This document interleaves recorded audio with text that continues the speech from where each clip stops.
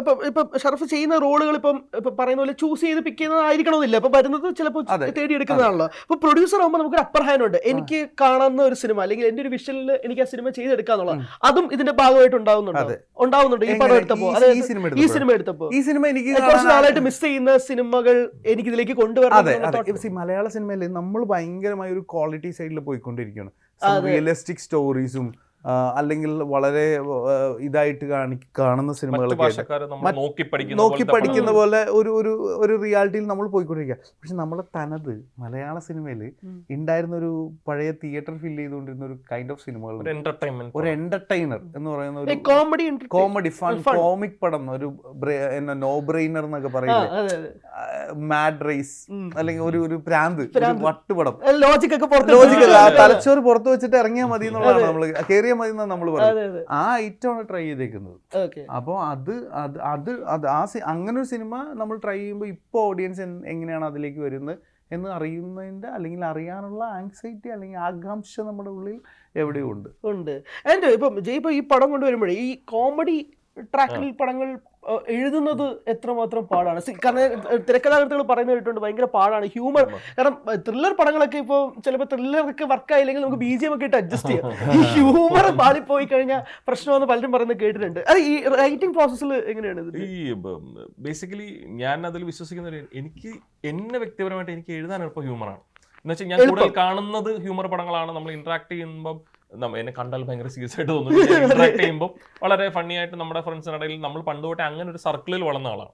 ഇപ്പം ഞാനും പ്രണീഷ് ചേട്ടൻ ഇതിന്റെ ഡയറക്ടർ, ഞങ്ങൾ ഇതിന്റെ ഒരു സീൻ ഡിസ്കസ് ചെയ്യാൻ ഇരിക്കുമോ അല്ലെങ്കിൽ ഇതിന്റെ ഒരു കഥയുടെ ഒരു ഡെവലപ്മെന്റ് സ്റ്റേജസിൽ ഇരുന്ന് കഴിയുമ്പോൾ പുള്ളി നമ്മളെക്കാൾ ഹ്യൂമറുള്ള ആളാണ്.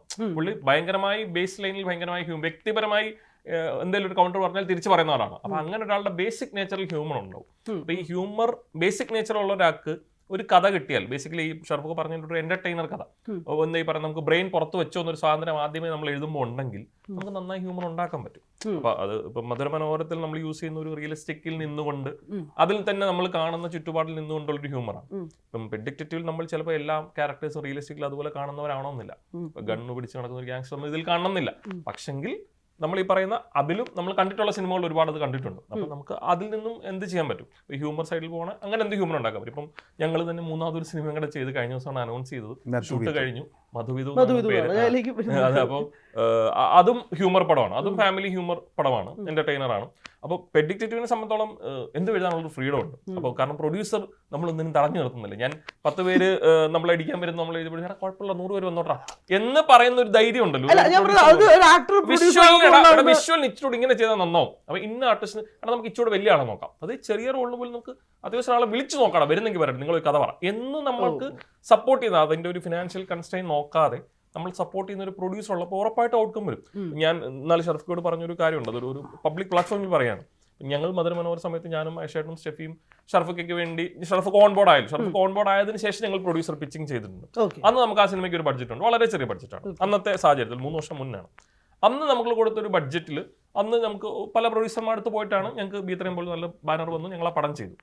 ഇപ്പൊ അതിനുശേഷം ഇപ്പൊ പെറ്റിൽ ഞങ്ങളുടെ തന്നെ പ്രൊഡക്ഷൻ ഉണ്ടായിരുന്നത് കൊണ്ട് കുഴപ്പമുണ്ടായില്ല. പക്ഷെ അതിനുശേഷം മധുവിധു ഞാൻ പിച്ച് ചെയ്തല്ലോ, അതിലും ഷർഫക്ക് ഓൺബോർഡ് വരുന്ന ശേഷം അതിന്റെ പിച്ചിങ് നടക്കുമല്ലോ. എനിക്ക് മറ്റേതിനേക്കാളും ഒരുപാട് ബഡ്ജറ്റ് കൂടുതൽ കിട്ടിയിട്ടുണ്ട്. അതായത് എനിക്ക് അങ്ങോട്ട് ഏകദേശം കഥയോ കഥാപശ്ചാത്തലങ്ങളൊക്കെ ഡിമാൻഡ് ചെയ്യുന്നത് ഒരേ കോസ്റ്റ് ആണെങ്കിൽ പോലും പ്രൊഡ്യൂസർ ഈസ് വില്ലിങ് നമുക്ക് ഇച്ചിലൂടെ സ്പെൻഡ് ചെയ്യാം എന്ന് പറയുന്ന ഒരു ഷർഫക്ക് ആദ്യം പറഞ്ഞ പോയിന്റ് ഞാൻ കണക്ട് ചെയ്ത് പറയണം. ഒരു ആർട്ടിസ്റ്റിന്റെ ലിമിറ്റ് കൂടിയിട്ടുണ്ട്.